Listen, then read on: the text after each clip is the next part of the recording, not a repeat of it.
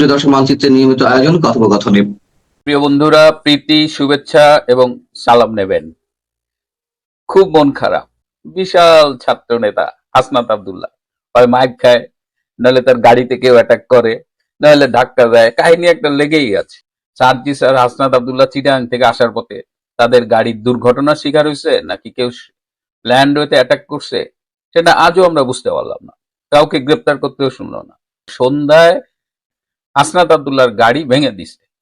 ৩-৪টা মোটরসাইকেলে এসে ১০-১২ জন এসে তাকে তার গাড়ি ভেঙে দিছে। তার হাতে দেখলাম যে কেটে গেছে নাকি।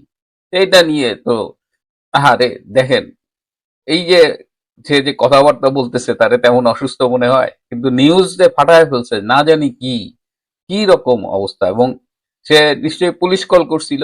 তো এখানে আমি একটা খুব ইন্টারেস্টিং দেখায়, একজন পুলিশের ওসির কমেন্টটা দেখেন। আবার এই যে হাসনাত আব্দুল্লাহকে যে অ্যাটাক করা হলো, এটা ঢাকা বিশ্ববিদ্যালয়ে বিশাল এক মিছিল বের হয়েছে। আচ্ছা, এত বড় একটা ছাত্র নেতা যার ডাকে সারা বাংলাদেশের ছাত্র জনতা রাস্তায় বেরিয়ে পড়েছিল, যার এই রাজুতে আয় বললে রাজুতে জনসমুদ্র বয়ে যেত, সে তার জীবন নাশের জন্য অ্যাটাক হলো।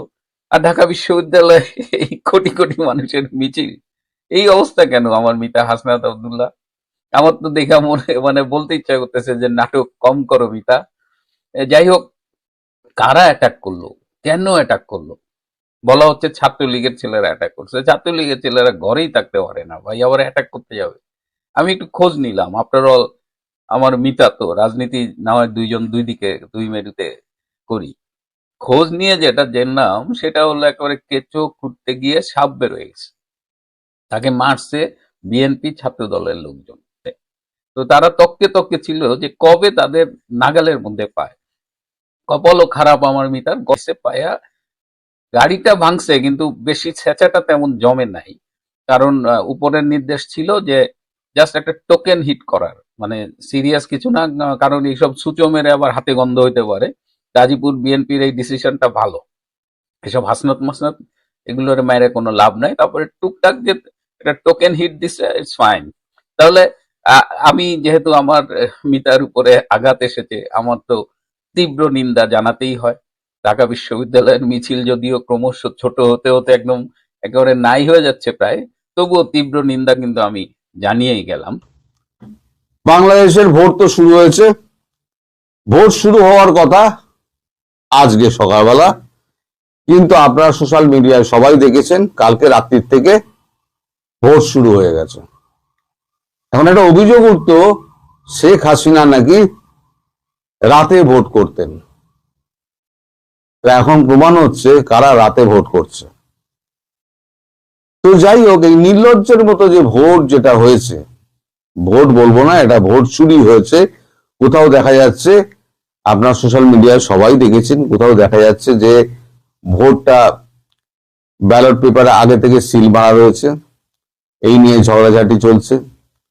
আবার একটা মজার সিন দেখলাম, আমার জায়গাটা মনে নেই, সেখানে সেনাবাহিনী ক্রিকেট খেলছে। খোদ গুলশানে ভোট কেন্দ্র ফাঁকা। মানে প্রধানমন্ত্রী শেখ হাসিনার মানে আবেদন মেনে সবাই ভোট বর্জন করেছে। এখন এই যে টোটাল চিত্রটা যেটা দাঁড়িয়েছে, কাল রাত্রিবেলা এত গন্ডগোল করেছে, করে এত ভোট টোট মেরেছে, এখন হিসেব তো মেলাতে হবে। নির্বাচন কমিশন জানিয়েছে দুপুর 12টা পর্যন্ত নাকি 34.33 এইরকম একটা কিছু, 34 বা 35.33 এইরকম একটা পার্সেন্টেজে ভোট পড়েছে। হিসাব মিলাতে হবে তো। এখন এই যে অবস্থাটা কাল রাত্রির থেকে চলছে, তার ফলে বিএনপি এখন প্রচন্ড ক্ষিপ্ত।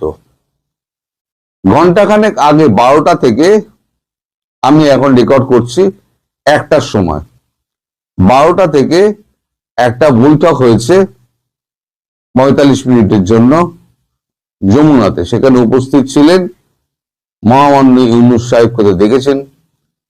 সেখানে আরো উপস্থিত ছিলেন সেনাপ্রধান, জামাতের একজন এবং বিএনপির একজন নেতা এবং 5 জন উপদেষ্টা। উপদেষ্টারা ভেবেছিলেন যে একটা উইন উইন সিচুয়েশন হবে, সেখান থেকে একটা সিদ্ধান্ত আসবে যাতে তাদের যে চামড়াটা বাঁচে। কিন্তু যে কাণ্ড জামাত করেছে তাতে এই ভোট তো কোনোভাবেই মান্যতা পাবে না, এবং ভোট ইলেকশন কমিশনকে বানচাল করতেই হবে। ইলেকশন কমিশনের ঘাড়ে কিন্তু পুরো একেবারে দোষ গিয়ে পড়বে যদি এই ভোটকে মান্যতা দিতে চায়। এখন সকালবেলা আমি একটা ছবি দেখলাম, ইউনূস পাগলের মতো হাত পা ছুড়ে একটা হাস্য একেবারে মানে এতে ভঙ্গিতে, মানে অট্টহাসির ভঙ্গিতে তিনি দুহাত ধরে নাচতে নাচতে পায়ে যাচ্ছেন। তার মেটিকুলাস ডিজাইনের ভোট কমপ্লিট হয়ে গিয়েছে। লোকটাকে দেখে আমার মনে হচ্ছিল এর মস্তিষ্ক বিকৃতি হয়েছে, না হলে পরে এই মানুষটা এইভাবে নির্লজ্জের মতো এইভাবে মানে নাচতে নাচতে প্রকাশ্য রাস্তায় যেতে পারে না। এনসিপির যে নেতারা আছে সেই নেতারা কোথাও ধাওয়া খেয়েছেন, কোথাও ধরা পড়েছেন। জামাত প্রচুর মার খেয়েছে, বিএনপি আর জামাতে প্রচুর ঝাপটাঝাপটি হয়েছে, পাল্টাপাল্টি উল্টোটাও হয়েছে। মানে সব মিলে কাল রাত্রির থেকে আজকে সকাল পর্যন্ত যে চিত্র দেখা গেল, তাতে পৃথিবীর কোন নির্বাচন এই রকম অন্তত আমরা দেখিনি। বাংলাদেশে যে নির্বাচনটা এবারে হলো, তা এই বৈঠকের পর যে সিদ্ধান্তটা হয়েছে, বিএনপি এখন ক্ষমতা দখলের জন্য আজকে বিকেল থেকে যমুনা, সচিবালয় এবং ইলেকশন কমিশনে দখল নিয়ে নেবে। মানে এই হচ্ছে ঝামেলা শুরু হচ্ছে, এই ভোট গ্রহণ শেষ হবে, তারপর বিএনপি মাঠে নামবে, বিএনপি আর জামাতের মধ্যে ব্যাপক মারপিট হবে, যেটা আমি আগে থেকে আন্দাজ করে আপনাদের বলেছিলাম যে ভোট গ্রহণ শেষ হয়ে গেলে আরো রক্ত বইবে। কালকে আমার জানা মতে তিনজন মারা গিয়েছেন। এরপরে আজকে থেকে অবস্থা কি করুণ হতে পারে সেটা আপনারা দেখে নেবেন একবার। তবে যখন বিএনপি সিদ্ধান্ত নিয়েছে যমুনার দখল নেবে, সচিবালয়ের দখল নেবে, ইলেকশন কমিশনের দখল নেবে, দখল নিয়ে তারা রাষ্ট্র শাসন করবে এবং তারা এই ভোটকে অবৈধ ঘোষণা করে হয় এই ভোটকে ভোট থেকে বেরিয়ে আসবে, অবৈধ বলে বেরিয়ে আসবে, তার মানে ভোট বানচাল হলো, আর একটা ইলেকশন হবে। আর যদি তা না হয় তাহলে পরে দাঙ্গা হাঙ্গামা করে একটা পুরো অচল করে দেওয়া হবে। মোটামুটি বাংলাদেশে যে স্থিতিশীলতার আশা করা গিয়েছিল, আমাদের কাগজগুলো যেগুলো লিখছিল, এখান থেকে যারা গিয়েছিলেন যে সমস্ত প্রতিনিধি, তারা যেগুলো লিখছিলেন আর আমি যেটা বলছিলাম, তাদের মানে আশা আর আমার আগাম বার্তা দুটোর মধ্যে আকাশ পাতাল তফাৎ। আলটিমেটলি আমি যেটা বলেছিলাম সেটাই হতে যাচ্ছে। ভোটটা বানচাল হবে এবং বিএনপির সঙ্গে জামাতের ব্যাপক সংঘর্ষ হবে। এই সংঘর্ষে এই ভোটটা বানচাল হতে বাধ্য।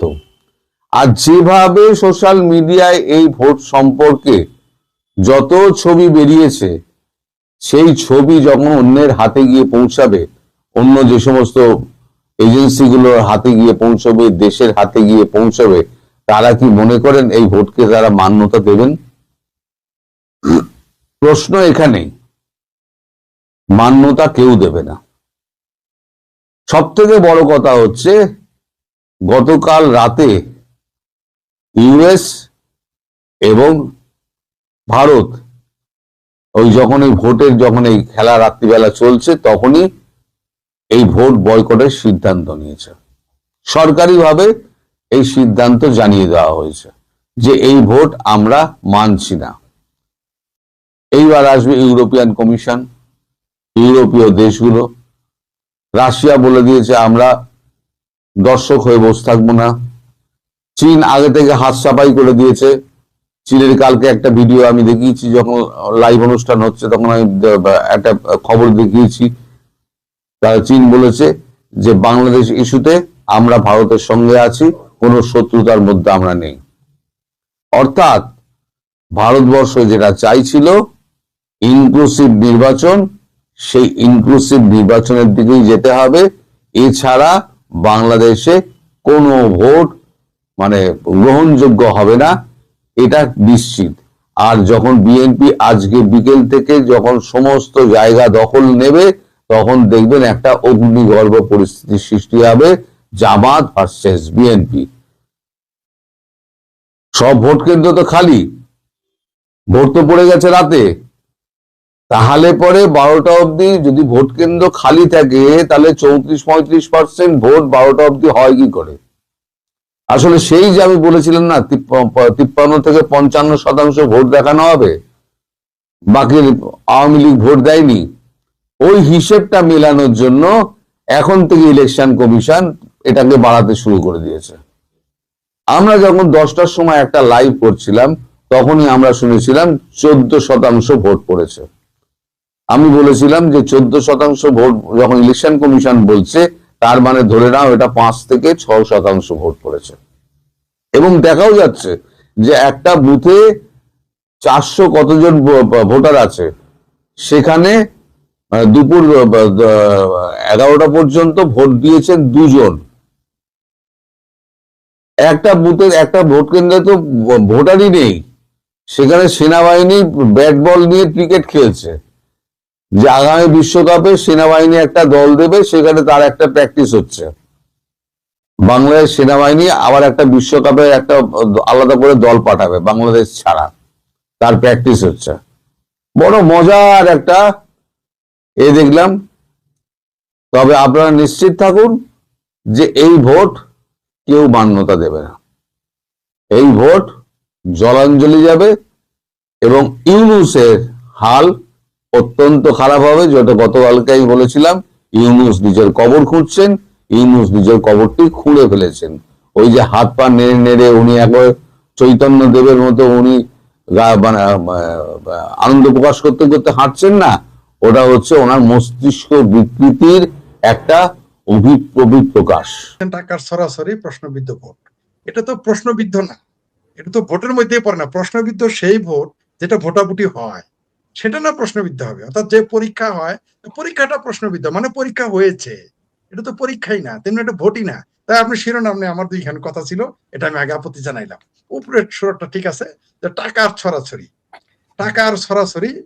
মার্শাল্লাহ 13 তারিখে দেখবেন জামাতের গড়াগড়ি কান্নার রোল দেখতে পারবেন নাকি। তবে হ্যাঁ, আপনি একটু আজকে শিরোনাম, আপনি শুরুতে একটু ভালো বক্তব্য রেখেছেন, অনেক আলোচনা করেছেন, যেটা আপনি সব সরল ভঙ্গিতে আপনি করেন না, কারণ আপনি 4-5 মিনিট সময় নেন বলে আমার জানা নাই।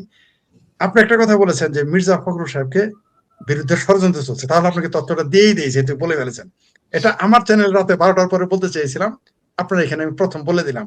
মির্জা ফখরুলকে ফেল করানোর পুরো পাক্কা বন্দোবস্ত করে ফেলছে তারা। আমি এটা যতদূর আমার কাছে খবর এসেছে, বিএনপির তারেক রহমান ছাড়া সকল হেভিওয়েট প্রার্থী তাদের টার্গেট। জামাতের টার্গেট হচ্ছে তারেক রহমান ব্যতীত, আবারও বলি, তারেক রহমান ব্যতীত বিএনপির সকল হেভিওয়েট প্রার্থী তাদের টার্গেট। যেমন আরে যে কিশোরগঞ্জের বীর মুক্তিযোদ্ধা ফজলুর রহমান সাহেব, তাকে ফেল করাবে। মির্জা ফখরুল সাহেব কিন্তু 1 নাম্বার। মির্জা ফখরুলের সাথে এই যে জামাতের এত গাইঠে পিরিতি, তারপরে ওয়াকার সাহেবের সাথে এত একটা ছেলে উঠতে তারা, সবার আগে টার্গেট মির্জা ফখরুল, লিখে রাখেন, আপনার চ্যানেলের মাধ্যমে এটা দলিল হিসেবে রেখে দিলাম। তারপর টার্গেট হচ্ছে মির্জা আব্বাস। এই 3টা নাম বললাম তো, এদের যত ভিআইপি যারা আছে প্রত্যেককে টার্গেট করেছে, ফেল করাবে তারা, যাতে তারা পরে এটা নিয়ে আলোচনা করতে পারে, পরে এরা দর কষাকষি করতে পারে বিএনপির সাথে। এটা আমার কাছে সর্বশেষ তথ্য।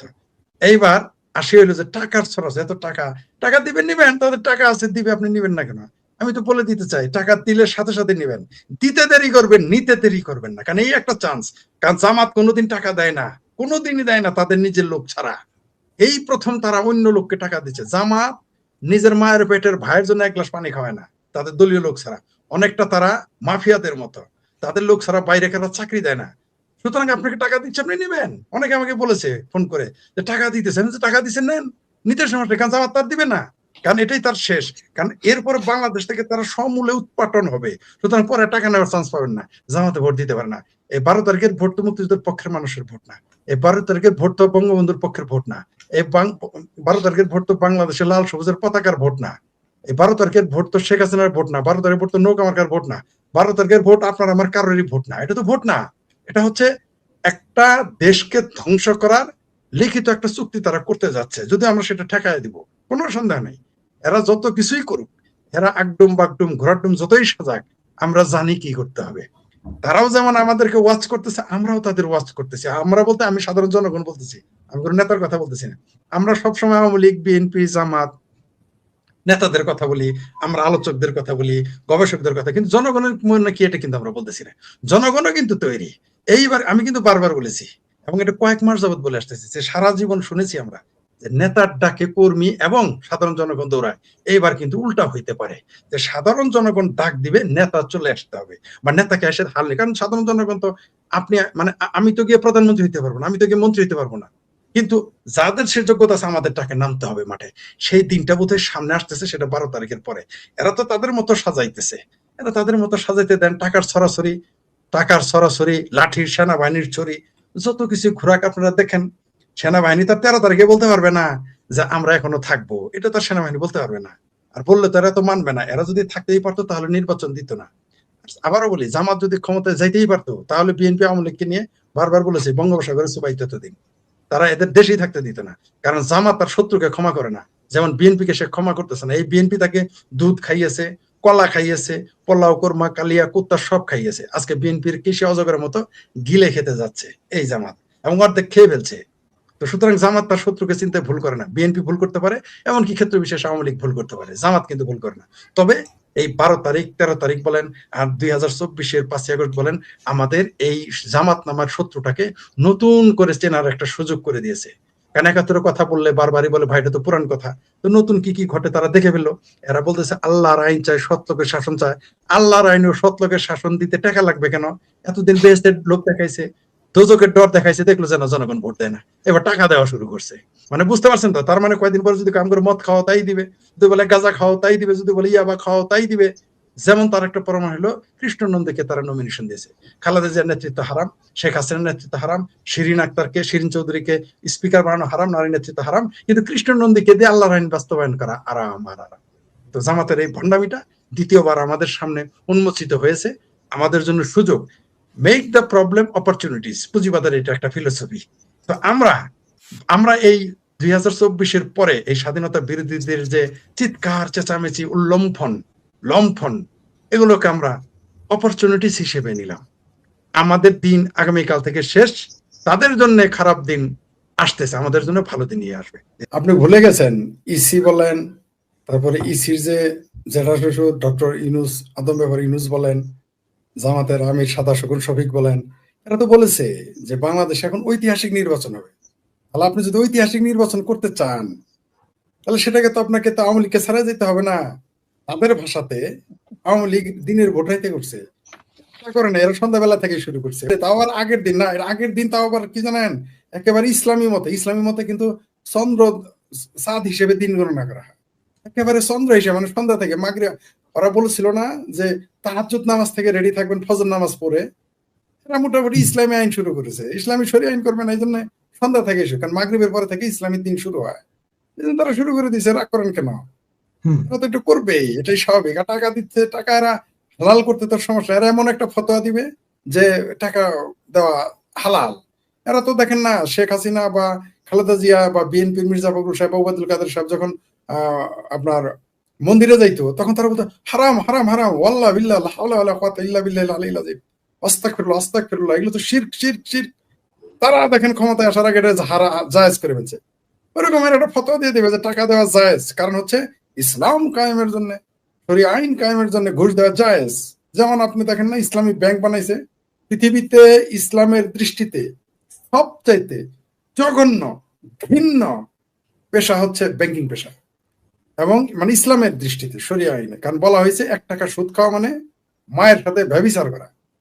আশা করি দর্শক বুঝে নিয়েছে, এগুলো আমি ব্যাখ্যা করতে পারতে লজ্জা লাগতেছে, কারণ মা শব্দটা আসে মানে এটা তুলনা করার জন্য, মানে ঘৃণা, অর্থাৎ সুদ খাওয়া কত বড় ঘৃণার কাজ সেটা বোঝানোর জন্য বলা হয়েছে মায়ের সাথে ব্যভিচার করা। তাও কি এমন না যে 100 টাকা খেলেন, 1000, 1 লাখ খেলেন, একবারই এলো না। বলছে 4 আনা 25 পয়সা বা 1 টাকা সমমান যদি খায়, সেটা মায়ের সাথে 36 বার ব্যভিচার করা। এরকম ঘৃণা একটা পেশা। সেটা জামাত ইসলাম মাশাআল্লাহ ওইখানে সাইনবোর্ড লেখা, আল্লাহ ব্যবসা কে করেছে হালাল, সুদ কে করেছে হারাম, এই সাইনবোর্ড লাগায় সুদের ব্যবসা করে। সেই জামাত আপনাকে টাকা সাধবে, সমস্যা কি? দিবে, আপনি নিবেন। কারণ জামাত তো কোনোদিনই, জামাত তো শুধু সেই বন্ধু যে দিতে জানে, বন্ধু নিতে জানে না। সরি, যে নিতে জানে দিতে জানে না। জামাত তো সারা জীবন শুধু নিবে, নিয়েছে, এই একটা চান্স টাকা দিতেছে, আপনি নিবেন, সমস্যা কি? কারণ জামাতকে এই বাংলাদেশের মানুষ তো এরপর উৎখাত করবে, সমলে উৎখাত করে দিবে, তাদের আর তো নেওয়ার সুযোগ পাবেন না। এবার একটু নেন, কারণ এদের তো জাকাতের ভান্ডার আছে, এদের হাদিয়ার ভান্ডার আছে, এদের ফেতরার ভান্ডার আছে, এদের এরকম বহুবিধ। ইউরোপ আমেরিকা থেকে বাংলাদেশের মানুষ যারা জামাতি, তারা কিন্তু ইউরোপ আমেরিকা গেলেও মগজ কিন্তু জামাতি মগজ নিয়েই যায়। ওরা আওয়ামী লীগ বিএনপিও যায়, ওর শুনছি 2-4 জন জামাতি হয়ে যায়।